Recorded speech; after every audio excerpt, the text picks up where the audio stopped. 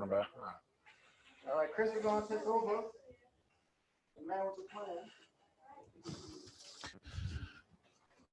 All right. So we're going to go through, I'm going to tell you guys a little bit about what we do, what we look for. Then we'll go over a few things that are changing this year as far as like technology goes with Phoenix, and we'll hit a little bit on the new tax laws. We're just going to blow through that quick because most of this, we have 2 more webinars coming up, the 19th and the 21st. So a lot of this we're going to go over again more in depth. This is just a broad view of everything. Okay, what is processing? What are we looking for? What do you guys think we do? Does anybody have any idea of?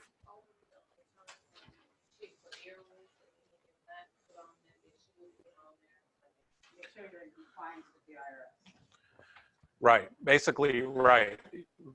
We really have 2, the way I think of it is we have 2 functions. The processing side is we're trying to facilitate returns. We're just trying to get returns and get them out to the IRS.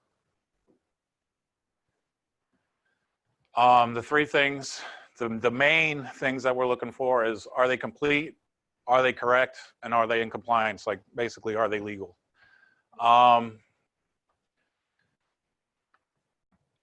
I don't know how you guys look at it from the office's side, but from our side, like we're not there to be like, oh, gotcha, this is wrong, this is wrong. That's not what we do. That's not, we don't care. Like, you know what I mean?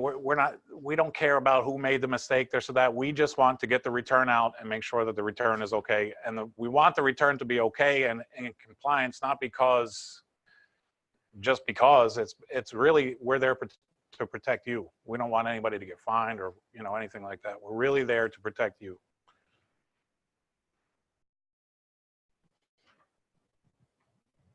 All right, same complete process every single time. When you go to McDonald's, right? When you go to McDonald's, you know what to expect when you're going to, you order a hamburger, a Big Mac.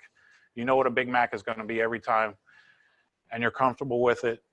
The people selling you the hamburger are comfortable with it. Everything is comfortable, and when the client knows what to expect, this is personal data that they're sharing with you. So they need to have a level of comfort, and the preparer needs to have a level of comfort. Like when you do the same thing over and over and over, you get more confident. When you're more confident, you're more professional, and everything just works better and smoother. Also, when everything is the same every time, I'm talking about like on everything in the software to the sheets that you fill out, the things like the financial product sheet. You got to make sure that they check that they want a financial product, make sure that they sign it. When all that stuff is done the same exact way every single time, mistakes stand out, it's easier to spot them. And you make less mistakes. Things we want to look out for. This is the big one. Is it household income or is it Schedule C? This was what we were talking about earlier. House income. It's like something like a nanny or a housekeeper. Somebody that works for somebody else, they just don't get a W-2. You're an employee of a person and you don't get a W-2. There's a difference between that and somebody that cleans 10 houses. Somebody that's a Schedule C, that's you're self-employed and you need to do the returns that we did as household income really should have been Schedule Cs. A household employee is somebody that works for a person. You're their employee, you just haven't gotten a W-2. And technically, if you really want to get into it technically, you're supposed to exhaust every opportunity you can to get a W-2 before you file the return. So really, you should never have a household employee return until at least late February. You're supposed to try to get a W-2 first.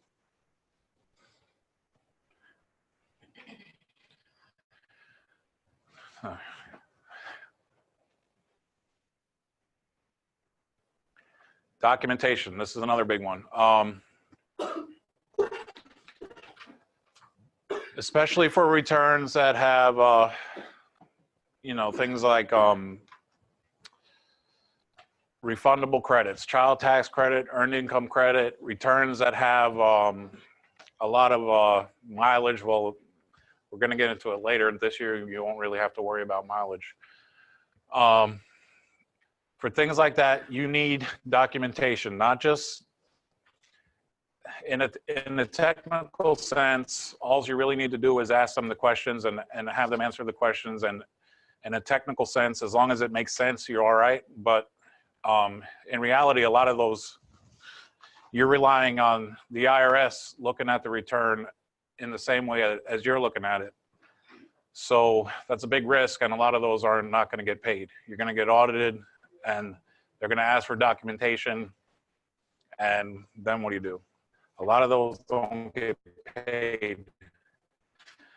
So you got to do everything that you can to get some kind of documents.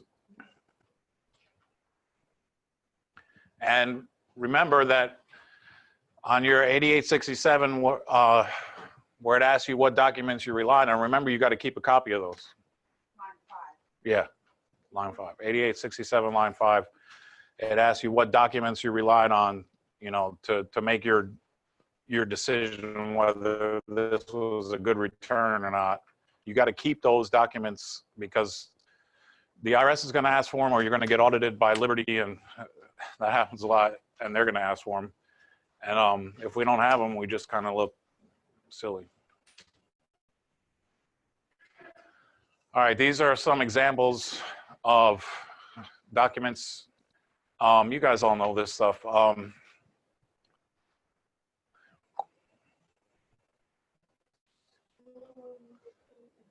ahead. Right, and this is something we get caught up a lot of times. We get in a rut where we're like, well, we want school documents, or we want birth certificates, we want this, that.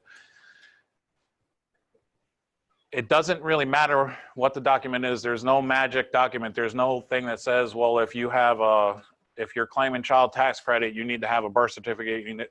There is no set rule. It doesn't really matter what the document is. It matters what the document proves. A lot of times, parents will come in with a birth certificate and a social security card. That doesn't prove anything. It could prove that the kid is their kid if they're on the birth certificate, but that doesn't prove where the kid lived.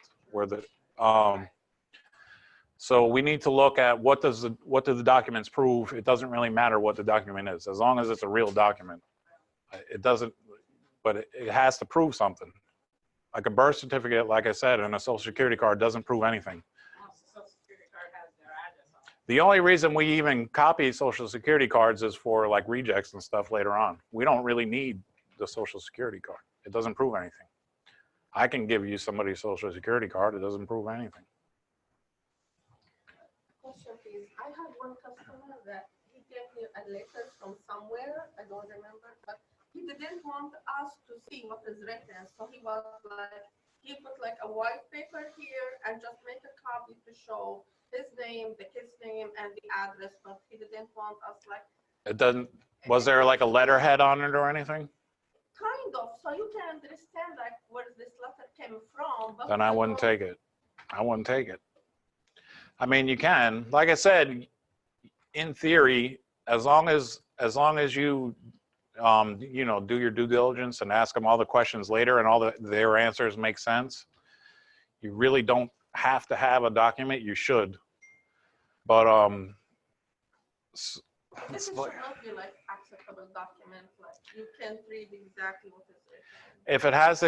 If it has information on there, like I don't know, I would need to see it. But if it has like the names and the address and everything, I guess you could use it. It depends really what was on the top. I guess you could use it. I don't see why not, to be honest. It seems like they just want to show her that they received a kid letter is- for the kid, and they had the kid's name and the parents' Yeah. name and the addresses, but they didn't want the Yeah, information. just to see what is the information. Yeah, it could have been. Yeah, I get it. Yeah, Confidential. yeah. I think you'd be all right with that. That would work.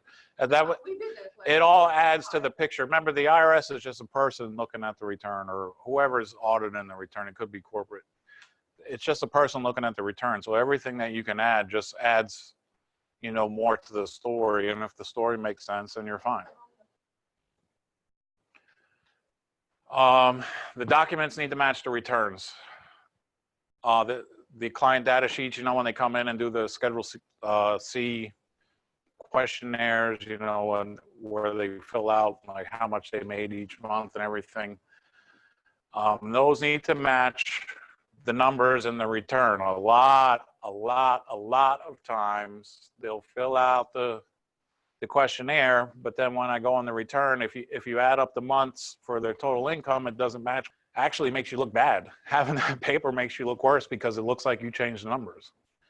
So you got to remember, this is people looking at your returns that have looked at thousands and thousands and thousands of returns, so they know what they're doing. So things like that stand out, and they sound alarm bells. So if you need to change something, I mean, stuff changes all the time. The client's just filling out a piece of paper. I know how it is, but if you need to change something, you got to change it in the return itself and then change it on the form. Just cross it out, write in the new number, and have them initial it.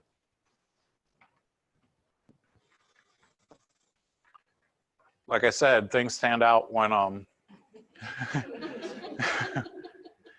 when you've checked a bunch of these, like instantly you can tell when something is weird. And I just kind of put this together. This is sort of what it's like when you're looking at it. When I'm looking at a return, things just, it's really hard to explain. But after you've done, you know, a couple hundred of them, you just, things just stand out. And these are the big ones. The ones that are in red are the ones that are really, really red flags that they're gonna be audited. If those are funky, it's gonna be audited.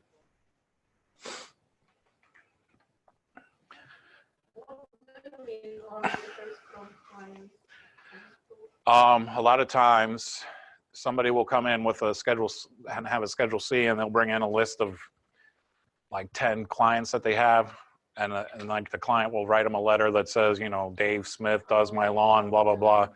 But I mean, most of the time it's bullshit, to be honest.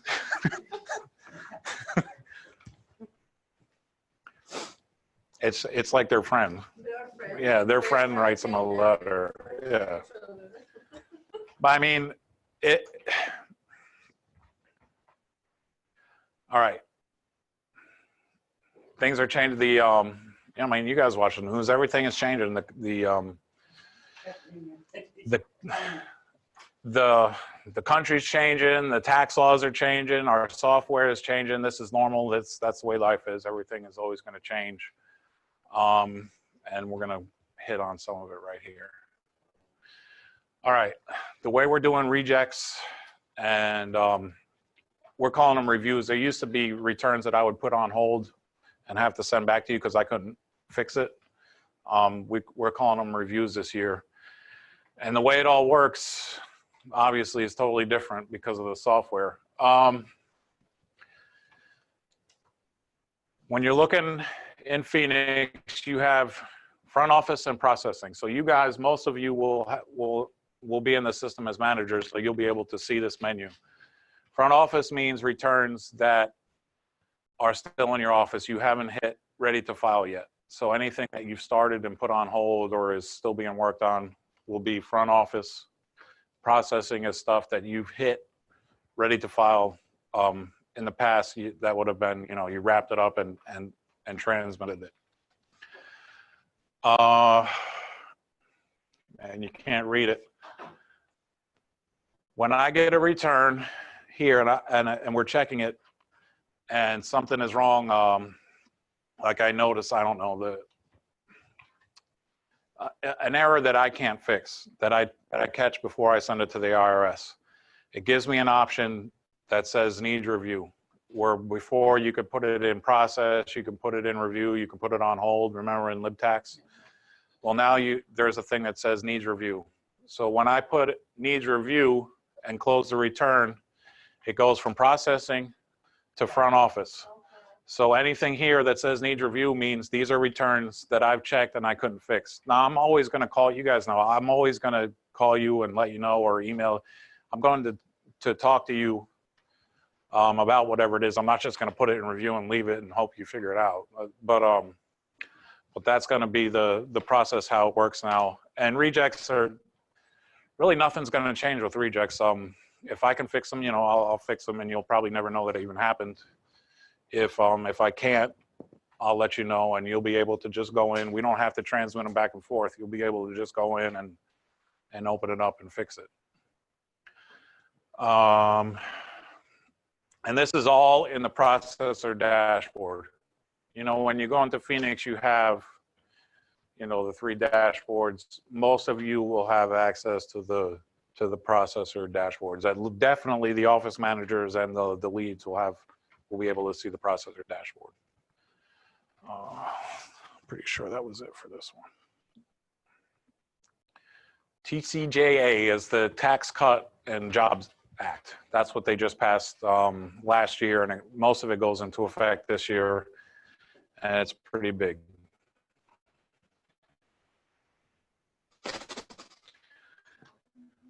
The standard deduction pretty much doubles for everybody. And this stuff, and if you want, I'll email everybody these slides after we're done. So you don't have to write all this stuff down, because I'm really going to blow through it quick, because most of it's pretty. Like I said, the standard deduction almost doubles. So what that means is you're going to have a lot less Schedule A's. We'll probably have to like adjust fees, because remember, before, our fees are based on the amount of forms that are in the return. So you're going to have a lot less Schedule A's. So that's a lot less money. So we're going to have to figure something out. But that's the new standard deductions. Itemized deductions for medical expenses. It used to be your medical expenses had to be 10% of your AGI. That's now 7.5%. You probably won't see many of these, if any. That's a lot of unreimbursed medical expenses, because everybody has insurance now. That's another thing that's changing. Home mortgage interest. You might get a couple of these. Before, if you got a home equity loan, you could, as long as it was called a home equity loan, you could deduct that interest on Schedule A, but you can't do that anymore unless it's money that you spent either buying the house or improving the house. Before, you could get you could get a home equity loan and pay off your credit cards with it and deduct that, calling it a home equity loan, but you can't do that anymore. It has to be, they call it acquisition funds. It has to be something that you either bought the house with or improved the house with, and it either has to be your main house or your second house.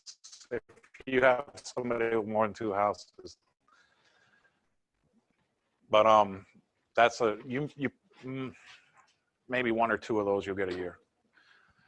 All right, this is a big one. Itemized deductions, miscellaneous deductions. Everything that people used to come in with for Schedule A, they can't deduct it anymore, basically. Job expenses, all that stuff, it's not deductible anymore. This is the trade-off. They doubled the standard deduction, and they got rid of a bunch of this stuff. And it's going to make our life easier, to be honest with you, because how many nightmares have you been through with work expenses? And it's a pain in the neck. So that stuff is all gone. I mean, we really probably won't do very many Schedule A's at all this year. You need to have quite a lot of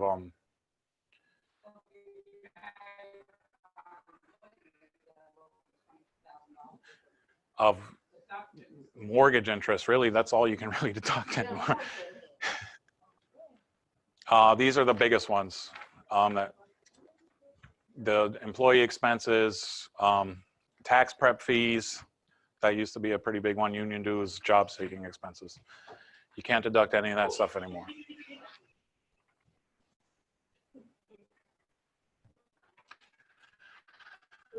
There's no more exemptions.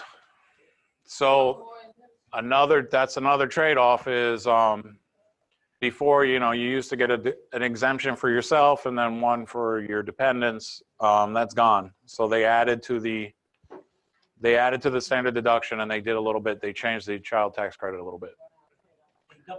But I mean, this, you never really actually saw this in a return anyway. We're just putting in their, but it's just good information to know. And if you tell this to your clients, it makes you sound smart, and it makes taxes sound scary. If you scare them about taxes, you got a client for life. You know what I mean? So.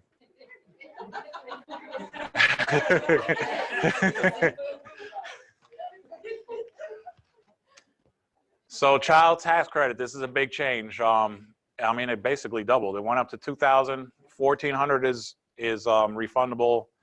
The income thresholds are really high, so almost everybody will qualify for it. They don't get child tax credit anyway, right? Because it's not on the additional. Yeah. Right. But their child tax credit and additional child tax credit are sort of interconnect. Yeah. So if they're rich, you know, people that make a lot of money, they'll get the deduction. They just a lot of times won't get the refundable part of the credit.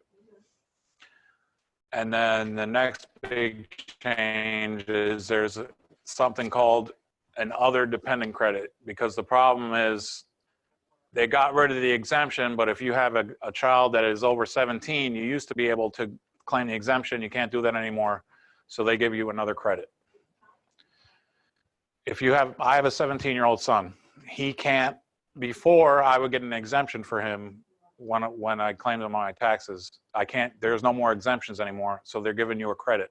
They're giving you $500 credit for any dependent. It doesn't have to be a child. Any dependent that you have that you used to be able to get an exemption for, now they'd give you a credit for it, a $500 credit. Oh, okay. No, this one is not refundable, no. But there's a lot of people that you can claim this for. This is for nieces, nephews, parents. It's more than half the year. It's the same rules basically as it used to be to claim other people. It's really just for people that are over 17. If you actually get into ZNet, they actually have put in like your income from last year, and they'll give you an idea on what your income will be. Really? I already done it for a couple of clients. Oh, that's Yeah. nice. So well, 18, because we don't have the program for 18, so every number we're giving is 70 for this program. It's a simple questionnaire, you fill it all in, and it will give you an idea of what kind of money. Thank you. For sure we need this as well. Yeah, okay. There's new questions, due diligence questions for head of household. That's another one that we got a lot of people, you know, bend the truth about head of household, like they'll be married or whatever. But anyway, so there's more due diligence questions about head of household.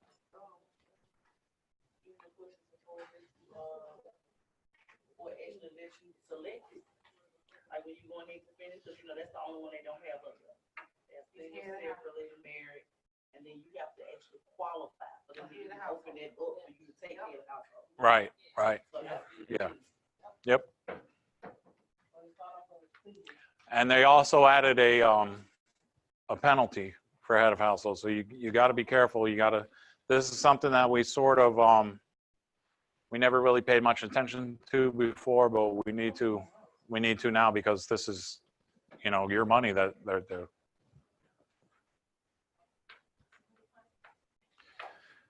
These are the earned income credit maxes.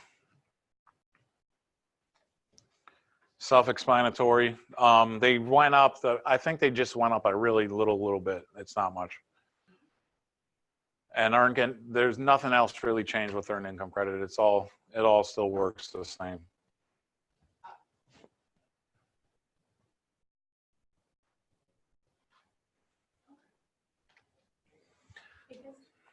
Is a maximum fine that you could get, like for example, it's the $510 for each mistake. For each mistake, I think, and I can't remember. Yeah, like, and I think the max was like 1,500. I don't know. You're not going to get fined. I'm not going to. Because then now they added another month for middle house. Yeah. High 20. But you won't get fined. We'll catch it.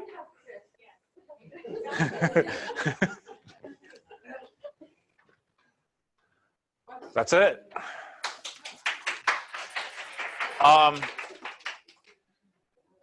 Yeah.